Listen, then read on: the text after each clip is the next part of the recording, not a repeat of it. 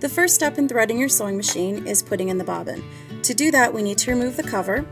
There is a lever on the right side. Go ahead and pull it, and it will pop up the cover. Just take it off and set it to the side. Don't lose it, we will need it again.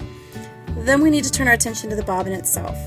As the bobbin unspools, we need to make sure that it turns to the left, that is counterclockwise.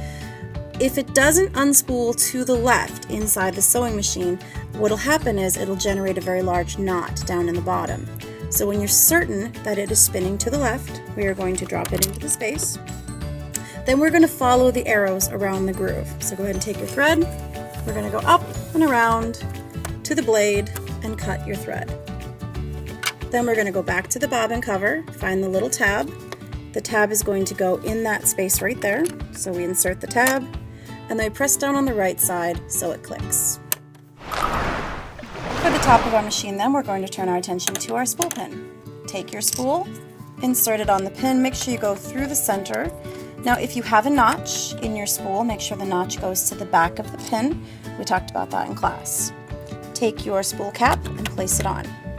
Now you're going to bring your string, and we're following the solid arrows on the machine, so we're going to go behind 1, down under the hook, and up to 2. Then we're simply going to go across and down to 3, up to 4, across and down to 5. After 5, we need to go to this little hook right here. We're going to bring our string behind that little hook, and it really does work better with 2 hands, but just going to kind of pop that string right behind the hook so that it lays directly in front of the number 6. The last step in threading your sewing machine is getting the thread through the eye in the needle. The bottom of your needle, there is a small hole. That is the goal for the thread.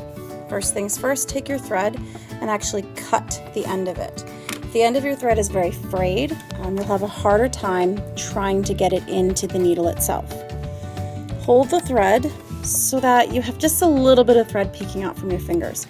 If you hold it a long way, you're going to have a hard time getting it through. So, close to the end, line up, and you're going from the front of the needle to the back.